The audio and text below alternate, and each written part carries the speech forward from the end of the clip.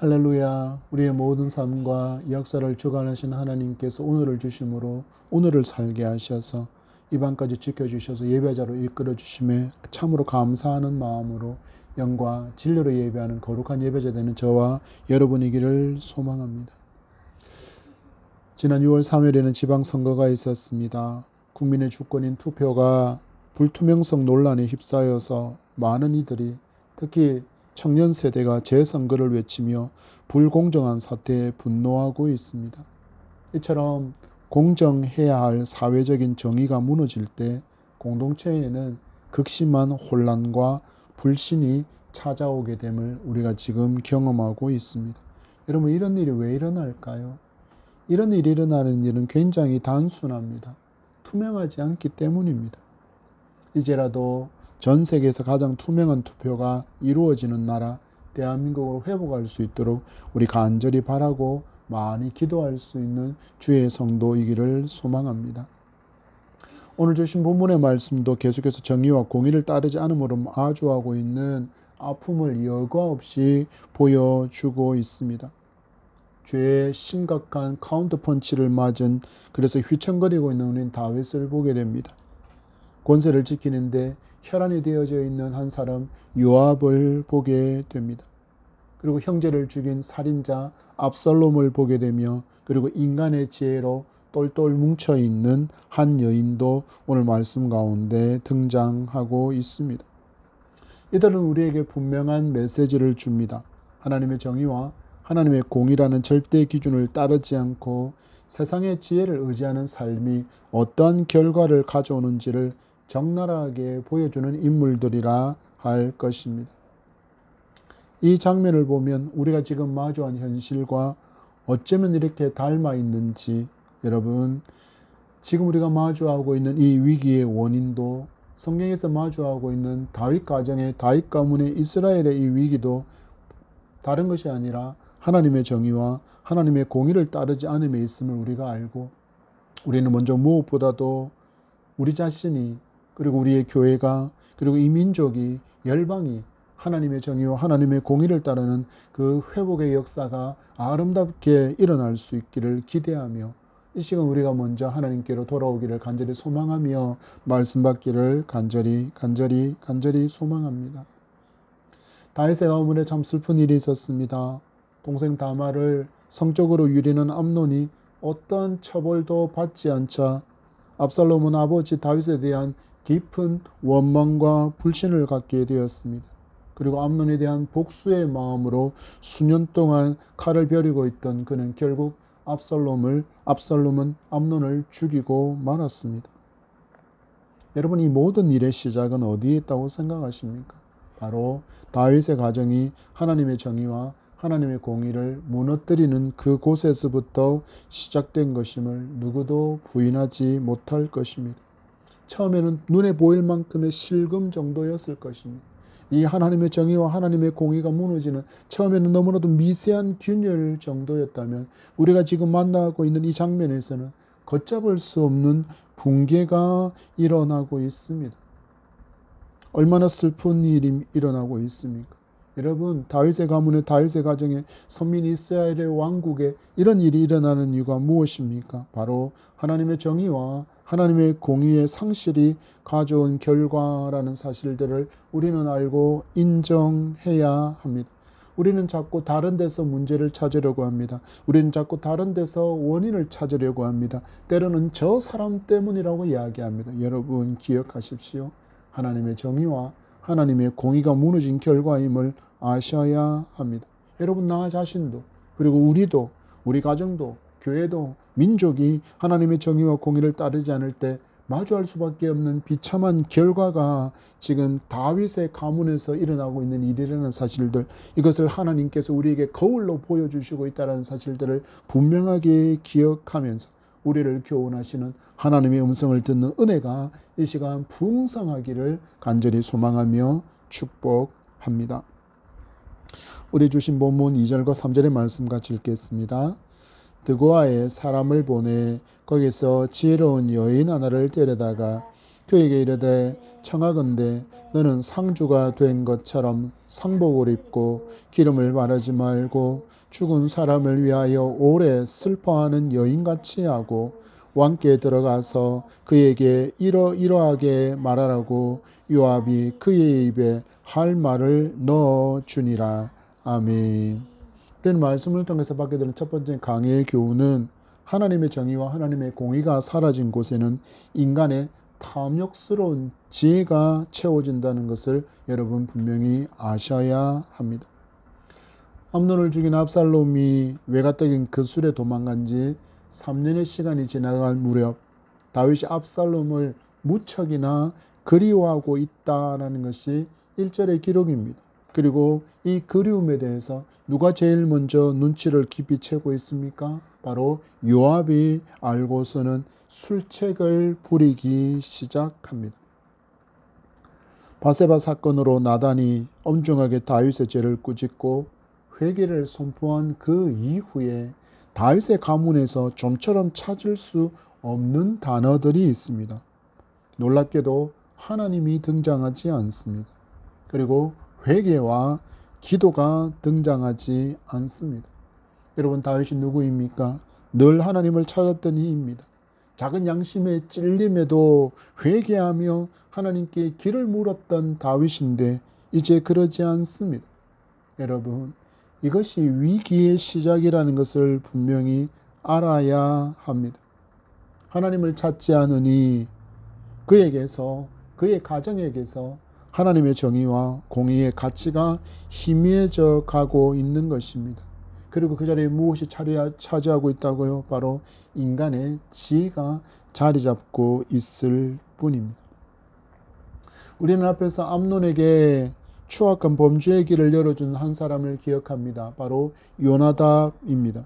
그리고 오늘 자기의 입지를 견고히 하기 위해서 왕의 마음이 압살롬을 향하고 있다는 것을 알고 그를 후계자로 세우기 위해서 다윗을 교묘하게 압박하고 있는 요압의 관계가 바로 그 증거입니다. 여러분, 말씀을 잘 보십시오. 하나님을 밀어내버린 그 자리, 그리고 하나님을 거부하는 자리에는 하나님의 정의와 하나님의 공의가 사라지고 그 자리에는 인간의 지혜만이 자리를 잡게 됩니다. 그러고서는 내가 원하는 것, 내가 즐거워하는 것, 내가 기뻐하는 것, 내가 행복해하는 것, 내게 행복을 주는 것을 마치 진리인 듯이 말하는 그런 시대가 도래하게 됩니다.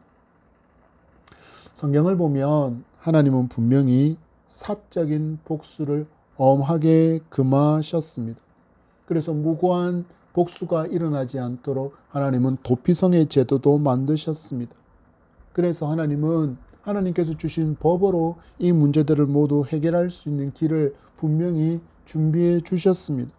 그런데 여러분, 어떤 문제가 생겼습니까? 하나님께서 정하신 율법이 투명하게 적용되고 투명하게 집행되어지면 누구라도 하나님의 정의와 하나님의 공의를 의심하지 않았을 텐데 율법이 투명하게 적용되지 않았습니다. 율법이 정확하게 집행되어지지 않았습니다. 그러자 어떤 일이 일어났을까요? 하나님의 정의와 공의의 진리성을 사람들이 의심하기 시작합니다. 그리고 어느 순간 그들은 하나님의 정의와 공의를 따르지 않고 인간의 지혜를 따르기 시작합니다. 이로 말미암아 이스라엘은 하나님을 잃어버린 백성, 하나님의 정의와 하나님의 공의를 따르지 않는 백성이 되어버렸습니다. 그리고 결국 그들은 불신앙의 민족이 되어서 하나님의 엄중한 심판을 마주해야 했습니다. 여러분, 하나님의 말씀은 분명히 우리에게 이야기합니다. 이스라엘의 멸망의 이유에는 다른 데 있지 않다. 그들이 여호와를 버렸기 때문이고 여호와의 말씀을 버렸기 때문이고 여호와의 정의와 여호와의 공의를 따르지 않았기 때문에 그들이 멸망했다라고 성경은 분명하게 말씀하고 있습니다. 여러분, 놀랍지 않습니까?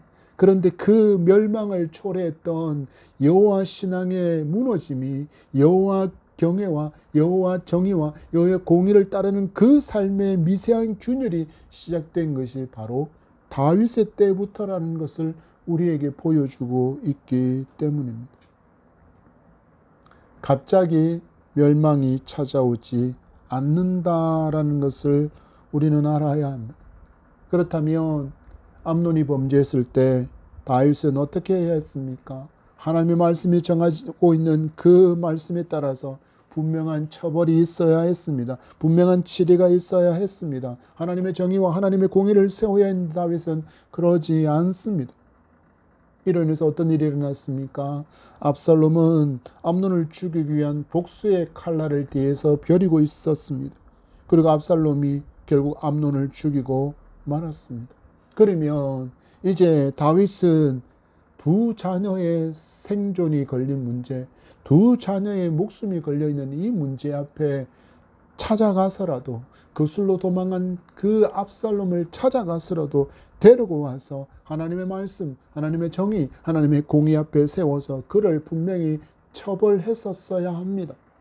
회개를 촉구하고 하나님 앞에서 회개하도록, 하나님 앞에 회개하도록 잃어버린 여호와 신앙과 여호와 정의와 여호와의 공의를 따르는 그 삶을 회복하게 해야 했습니다. 그런데 전혀 그러지 않습니다. 무엇을 중요하게 여겼을까요? 그는 다윗 그술과의 정치적인 외교적인 관계만을 더 중요하게 여겼기에 압살롬을 찾아가지 않았던 것입니다.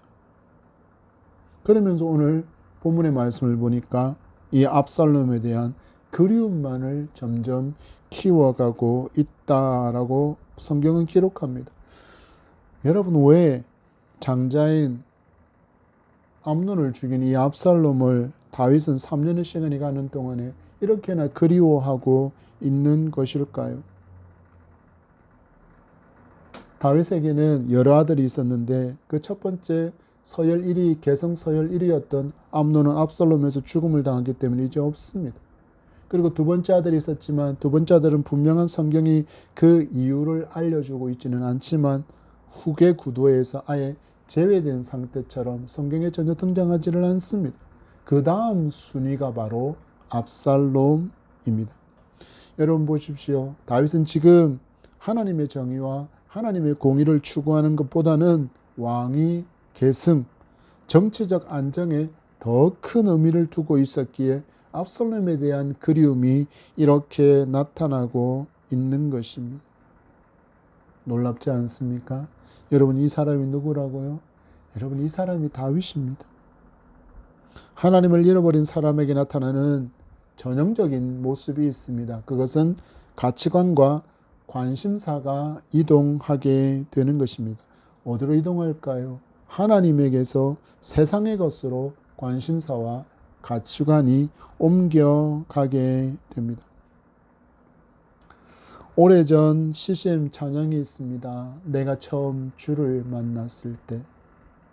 그 찬양의 가사 보면은 예수 그리스도를 처음 만났을 때 그 감격과 그 기쁨이, 그 행복함이 너무나도 절절하게 묻어나온 찬양이 내가 처음 주를 만났을 때입니다. 여러분, 우리 그때 예수님이 전부였습니다. 예수님이 전부라고 고백했던 그때 우리가 있었습니다. 그런데 이 고백이 시간이 지나면 지날수록 더욱더 견고해지고 더 깊어져야 하는데 너무나도 안타깝게도 점점 얕아지고 오히려 부실해집니다. 그럼 어떤 일이 일어난다고요? 그 틈으로 세상의 가치가 훅 하고는 치고 들어와서는 중심의 주인처럼 떡 자리를 잡고 앉아 버립니다. 그러면 세상의 것이 더 탐스럽고 더 보기에 좋아 보이게 됩니다. 이게 누구의 마음이었습니까? 바로 마귀에게 유혹된 하와의 모습이었지 않습니까? 선악과를 바라봤던 그녀의 마음이 이와 같지 않았습니까? 더 탐스럽고 보기에 좋았더라. 우리가 누구의 후손입니까? 바로 아담과 하와의 후손이지 않습니까? 할머니 하와의 자손이 아니랄까봐 여러분 그 죄성을 우리는 여전히 그대로 드러내며 살아가고 있습니다. 우리에게는 분명히 하나님만이 최고라고 고백하는 때가 있었습니다. 하나님만이 늘 내 삶의 1순위가 되었던 때가 있었습니다. 그랬던 삶에서 세상의 것이 우리의 최고가 되고 우리의 1순위가 되어버리는 일이 일어납니다. 그럼 여러분 어떤 일이 일어날까요? 우리가 오늘 보는 것처럼 하나님의 정의와 하나님의 공의가 무너진 혼란이 내 삶을 물들이기 시작합니다. 그런 점에서 다윗의 가정은 우리에게 너무나도 깨끗한 거울처럼 이렇게 우리에게 여호와 경외와 여호와 정의와 여호와 공의를 잃어버린 사람이 어떤 삶을 살아가고 가정에 어떤 일이 일어나는지를 너무나도 분명하게 보여주고 있습니다. 하나님께서 이 거울 앞에 우리를 세우시고는 이 모든 것을 적나라하게 보여주시고 보게 하시며 이렇게 질문하십니다. 너의 영혼은 안녕하냐? 나 여호와가 여전히 너의 삶에 있어서 1순위의 삶이냐? 내가 너희에게 있어서 최고이냐라고 물으시는 이 하나님의 물음에 아멘으로 화답하며 정의와 공의를 굳게 붙잡고 살아가는 저와 여러분이기를 축복합니다. 우리 넘어가서 12절과 13절의 말씀을 받겠습니다. 여인이 이르되 청하건대 당신의 여종을 용납하여 한 말씀을 내 주 왕께 여쭙게 하옵소서 하니 그가 이르되 말하라 하니라. 여인이 이르되 그러면 어찌하여 왕께서 하나님의 백성에게 대하여 이 같은 생각을 하셨나이까? 이 말씀을 하심으로 왕께서 죄 있는 사람같이 되심은 그 내쫓긴 자를 왕께서 집으로 돌아오게 하지 아니마심이니이다. 아멘. 우리는 본문의 말씀을 통해서 두 번째 강의 주제를 받습니다. 하나님의 정의와 하나님의 공의가 무너진 곳에는 집요한 죄의 공격이 뒤따른다라는 교훈을 우리는 분명히 알아야 합니다. 여러분, 우리는 요압을 보고 있습니다. 요압은 누구의 약점과 누구의 허물을 알고 있습니까? 바로 왕 다윗의 허물과 약점에 대해서 너무나도 잘 알고 있는 사람입니다. 다윗이 바세바를 취하기 위해서 남편 우리아를 죽이는 그 일에 동참한 공범이었고 그는 전후 사정까지 모두 알고 있습니다. 그래서 다윗이 통치하는 기간 동안에는 요압에게 있어서만큼은 왕의 권위를 제대로 세우지 못했습니다. 왜 그렇다고요? 다윗의 수치를 알고 있었기 때문이었고 이것이 약점이 되어서 다윗은 요압 앞에서 자유롭지 못했기 때문입니다. 그리고 압살롬을 다음 왕으로 세워서 자기의 그 권력을 견고히 하려는 시도가 다윗의 약점을 파고드는 모습으로 나타나고 있습니다. 누구를 앞세우고 있습니까? 드고와 여인 한 사람을 앞세웁니다. 그리고 마치 과부의 가정에 너무나도 슬픈 일, 형제간의 다툼의 일이 있었고 그로 말미암아 형이 동생을 죽이는 일이 있는 사건을 꾸미게 해서 왕에게 호소함으로 다윗이 무엇을 흔들어 놓고 있을까요? 감정을 흔들어 놓고 있습니다. 어떤 내용이었기 때문에요? 여인이 다윗에게 들려준 이야기는 억울함을 포함하고 있기 때문입니다. 여러분, 억울함 하면 대명사가 다윗 아닌가요?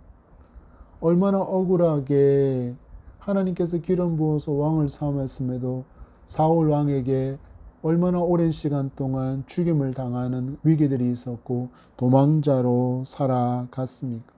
심지어 왕의 사위였음에도 불구하고 그는 도망자의 삶을 살았고 왕을 향한 모반의 마음을 가진 역적과 같은 대우를 받았던 사람, 바로 억울함의 대명사라 할 수 있는 다윗에게 누가 억울함을 호소하고 있습니까?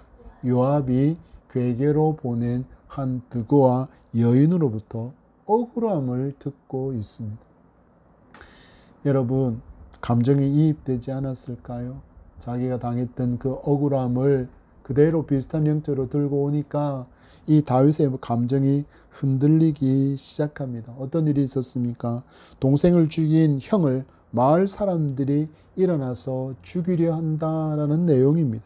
이 일이 일어나게 되면 과부인 자기는 완전히 가문의 대가 끊어지게 된다는 상황을 알려주며 감정에 호소하고 다윗으로 하여금 큰 갈등을 겪게 만듭니다. 왜 이것이 갈등이었을까요? 지금 다윗이 경험하고 있는 상황이었기 때문입니다. 이 갈등은 두 가지의 이유 때문입니다. 바로 살인자에 대한 율법의 정확한 시행과 함께, 그리고 대가 끊어지는 상황, 즉 아이들이 모두 죽어서 지금도 과부로 살고 있는데 이제는 모든 역사에서 그냥 사라져버리는 이 여인의 불쌍한 처지, 그 억울한 모습을 지금 두고 다윗이 갈등하게 되는 것입니다. 가만히 보면 지금 다윗이 겪고 있는 갈등입니다. 그는 율법에 따르면 압살롬을 어떻게 해야 합니까? 형 암논을 죽였으니 피는 피가로 갚아라고 성경은 분명히 말씀하고 있기에 압살롬은 마땅히 죽어야 합니다. 그런데 압살롬은 누구입니까? 자기 아들입니다. 이러지도 저러지도 못하고 있는 다윗인데 그 상황을 똑같이 연출하면서 그 마음의 갈등을 지금 증폭시키고 있습니다.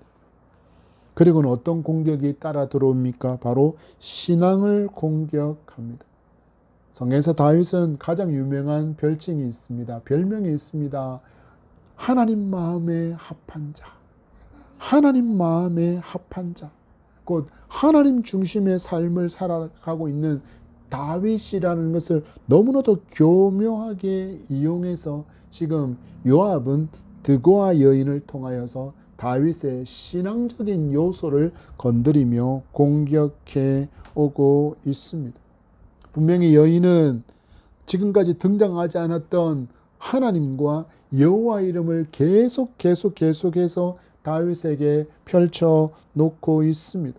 그러면서 여호와의 이름으로 왕에게 긍휼과 자비에 대해서 이야기하지만 나단 선지자가 그 다윗의 죄에 대해서 꾸짖고 회개의 길로 인도한 것과는 결이 달라 어떻게 이용하고 있습니까? 바로 요압이 자기의 계략을 관철시켜서 자기의 지위를 견고하게 하기 위한 하나의 방책으로 누구를? 압살롬을 데리고 와서 압살롬을 왕으로 세워서 나는 왕을 세운 그런 공신으로 이 시대를 넘어 다윗 시대를 넘어 압살롬의 시대에도 이와 같은 군대 국방부 장관으로서의 막강한 권력을 누릴 것이다 라는 그런 기대를 품고 누구의 이름을 이용하고 있습니까? 바로 하나님의 이름을 마치 도구처럼 이용하고 있습니다. 이것이 우리의 신앙의 굉장한 위험성입니다. 여러분, 우리는 너무나도 연약해서 여호와의 뜻을 제대로 분별하지 못하는 경우가 너무 많습니다. 무엇을 기대하고 무엇을 계획하면서 우리가 기도하고 말씀을 보면서 묵상하지만 시원하게 하나님의 음성이 우리에게 클리어하게 너는 이렇게 하라고 말씀하시는 경우는 그렇게 많지 않습니다. 그러면 어떤 것을 따르게 될까요? 이것이 하나님의 뜻이야 라고 하나님의 음성을 들었다라고 말하는 어떤 이의 음성에 귀를 기울이게 됩니다. 여러분, 이것이 얼마나 위험한지 아셔야 합니다. 많은 이들은 여호와의 이름을 사용하지만 그 여호와의 이름을 자기 이익의 도구로 사용하는 이들이 너무나도 많기 때문입니다. 여러분, 다윗은 밧세바의 사건 이후에 죄책감에서 완전히 벗어나지 못한 상태입니다.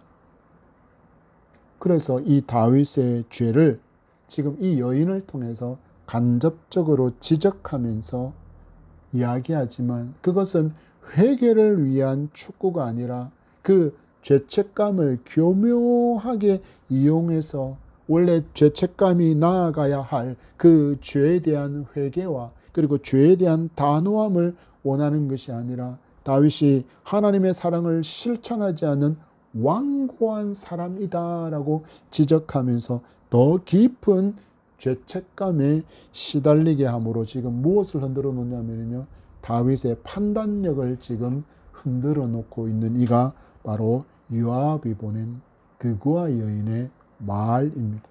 그런데 우리는 말씀에서 이 드고아 여인의 입술에 말을 심어준 사람이 누구라는 것을 알고 있습니까? 바로 요압이라는 것을 알고 있습니다. 지금 요압이 다윗을 이렇게 흔들어 놓고 있습니다.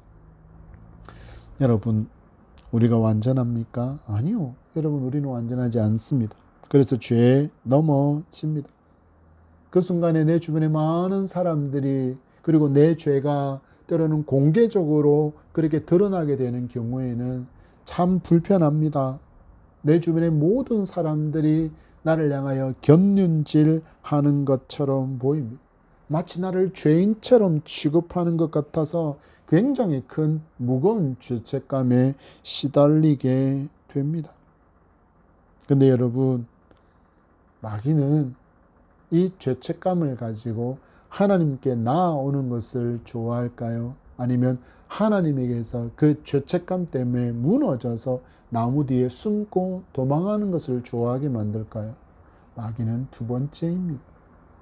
마귀는 회개하여 하나님께 나와 용서와 긍휼과 은총을 구하는 자리를 나아가는 것을 너무나도 싫어해서 우리에게 더 깊은 죄책감에 시달리게 만들어서는 하나님에게서 점점 멀어지고 하나님에게서 도망가게 만들어 버립니다.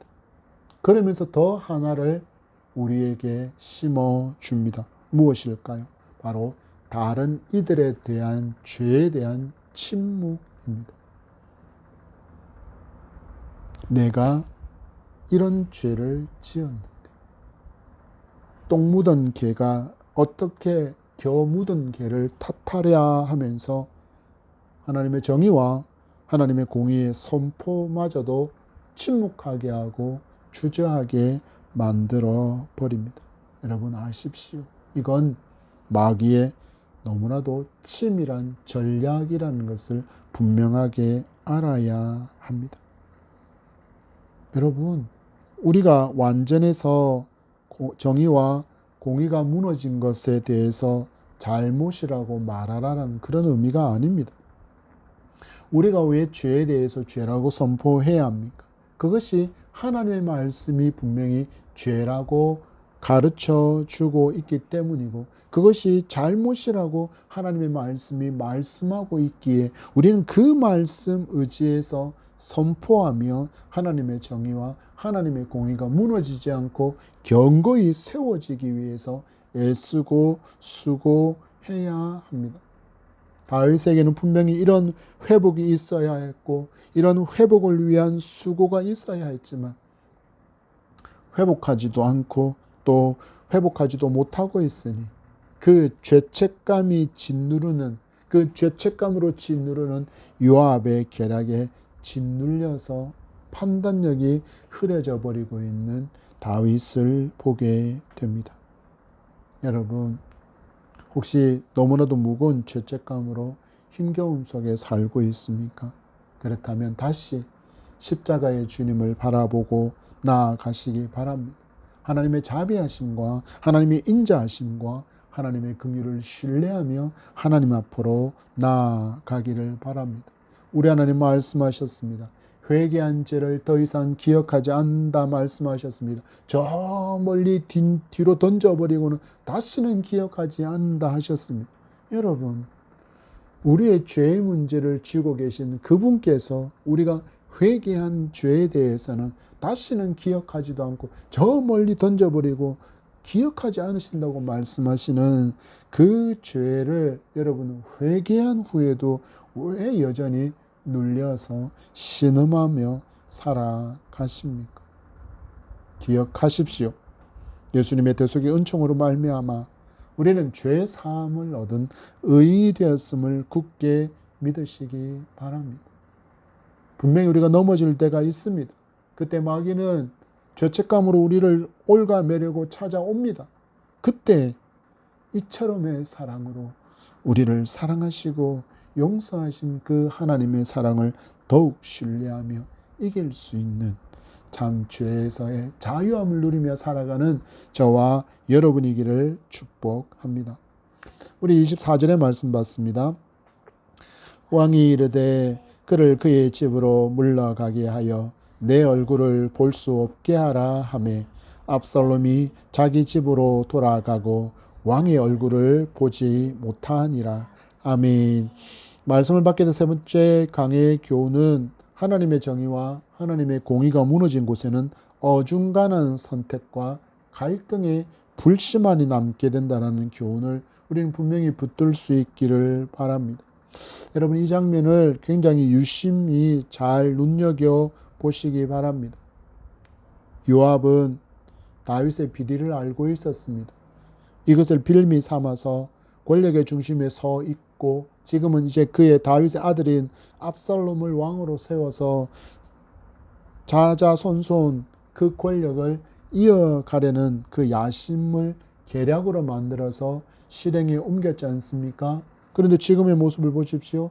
24절의 모습을 보면 이 요압의 계략이 성공한 것처럼 보입니다. 그렇지 않습니까? 누가 돌아왔습니까? 자기의 계획에 따라서 압살롬이 지금 예루살렘으로 돌아왔습니다. 그술에서 도망자로 살던 압살롬이 예루살렘 성으로 돌아왔습니다. 그러면 마치 이 어둠의 세력들의 계계가 그 계략이 성공한 것처럼 보입니다. 세상은 언제나 이렇게 보이게 만듭니다. 그리고 우리에게 이것을 아예 보여주고 있습니다. 뭔가 공정하면, 그리고 투명하면, 정직하면, 예수님처럼 살면 이 무한 경쟁의 시대에서 뒤처진 인생이 되어지고 성공과는 거리가 먼 인생이 되었다라고 자책하게 만듭니다. 그래서 우리가 예수님처럼 살면, 예수님의 사람으로 살면 언제나 손해보는 삶을 살아가게 될 것이다 라고 느끼게 만들어서는 성도가 어떤 길로 가지 못하게 합니까? 바른 길로 가지 못하게 합니다. 여러분, 속지 마시기 바랍니다. 우리는 성공이라는 이름을 너무나도 많이 사모합니다. 이거는 한국을 살아가는 사람이라면 참 벗어나기 힘든 올가미 같습니다. 심지어 유치원 이전의 아이들까지도 성공을 향하여서 전력 질주하고 있습니다. 유치원에서 영어를 배우기도 하고 각종 예능을 배우기도 하고 그리고 또 자기 특기가 있을까 하여서 각각의 것들을 예체능들을 이 학원 저 학원을 보내면서 자기의 특기를 발견하기 위해서 굉장히 많이 노력하지 않습니까? 여러분, 근데 그 중심에 어떤 단어가 있습니까? 성공입니다. 오늘 말씀에는 성공이 등장하는 것 같습니다. 요압의 계략이 성공한 것처럼 보였기 때문입니다. 그러나 기억해야 합니다. 많은 세상의 것들은 자기들이 성취한 그 성공이 영광스럽고 명예스럽고 권세가 마치 영원한 것처럼 보이게 만들려고 애쓰지만 결국 이 모든 것은 여러분 무너지고 쓰러지고 그리고 썩어지고 바스라질 것일 뿐임을 여러분 분명히 아셔야 합니다. 다윗은 요압의 계략으로 말미암아 등장시킨 그 너무나도 불쌍한 인생사를 가진 득과 과부의 연극에 속고 말았습니다. 그래서 주어 담을 수 없는 그런 약속을 내뱉었고 그로 인해서 압살롬은 예루살렘으로 돌아오게 되었습니다. 그렇다면 무엇을 했어야 할까요? 맞습니다. 하나님의 정의와 하나님의 공의 앞에 압살롬을 세워서 그가 회개할 수 있게 해 주어야 합니다. 답답하지만 성경은 다윗은 이 무력함을 너무나도 숨기지 않고 우리에게 보여주게 합니다. 다윗은 그러지 못합니다. 여기까지만 보면 요압의 계획도 압살롬의 계획도 성공한 것처럼 보이지만 하나님은 거짓을 너무나도 싫어하시는 하나님이십니다. 사람이 여호와 경외와 여호와 정의와 여호와 공의를 따르는 삶을 잃어버리는 순간 너무나도 총명을 잃어버리게 되는 것을 보여주는 인물이 우리는 다윗이라 할 수 있습니다. 여러분, 다윗의 이 태도 하나를 더 주목해 보기를 원합니다. 다윗은 압살롬을 예루살렘으로 불러들이지만 그 후 보여주는 태도가 너무나도 어정쩡하기 때문입니다. 그는 예루살렘으로 이렇게 압살롬을 돌아오게 함으로 말미암아 마치 이 압살롬에게 긍휼을 베푸는 태도를 보이는 때지만 그 긍휼이 반쪽짜리보다도 못한 긍휼입니다. 왜냐하면 그곳에 용서가 없기 때문입니다. 그리고 예루살렘으로 돌아오기는 했지만 얼굴도 보지 않은 채 원래 압살롬이 살던 그의 집으로 보내버립니다. 하나님의 법대로 치리하여 회개하게 하지도 않고 징계를 마치 얼굴을 보지 않는 것으로 대신하는 듯한 인상을 주는 인물이 바로 다윗입니다. 정의와 공의를 선택한 것도 아니고 그리고 하나님의 사랑과 하나님의 긍휼로 용서를 선택한 것도 아닙니다. 너무나도 어중간한 선택과 그의 반응으로 말미암아 압살롬과는 어떤 관계가 되었을까요? 굉장히 불편한 관계가 되었고 결국 압살롬이 반역하는 빌미를 제공하게 되었습니다. 여러분 기억하십시오. 분명하게 기억하십시오. 하나님께는 회색지대가 없습니다. 하나님께는 참만 있고 거짓으로의 구별만이 있음을 아셔야 합니다. 하나님은 밝음과 어둠으로 정확하게 구분하여 역사를 이루어 가시고 역사를 진행하는 분이시라는 것을 여러분 아셔야 합니다. 그런데 이 시대를 살아가는 많은 성도가 하나님께 마치 회색지대가 있는 듯하게 말하고 행동하는 것을 보게 됩니다. 마치 오늘 말씀에 다윗과 같은 그런 어정쩡한 태도를 취하는 것입니다. 긍휼과 사랑을 베푸는 것처럼 보이지만 진정한 용서와 진정한 화해가 없습니다. 여러분, 저 마음 깊은 곳에 누군가를 향한 원망의 앙금이 남아 있으면 어떤 일이 일어날까요? 그 마음 속에 있는 앙금에 그 사람을 바라볼 때마다 일어나는 그 옛 기억과 불편한 감정이 계속 점점점 그 앙금 위에 쌓여가게 됩니다. 그리고 어떤 일이 일어날까요? 어느 순간 분노가 폭발하게 됩니다.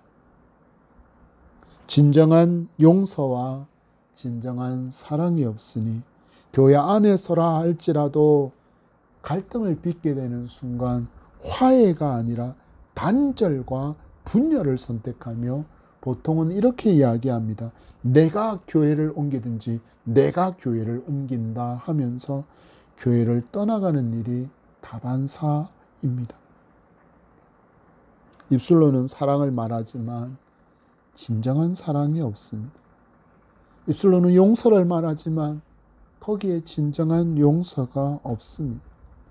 여러분 말씀 앞에 여러분의 마음속에 그 누군가에게 말하지 못한 채 저 마음 깊은 곳에서 자라나고 있는 그 앙금이 있습니까?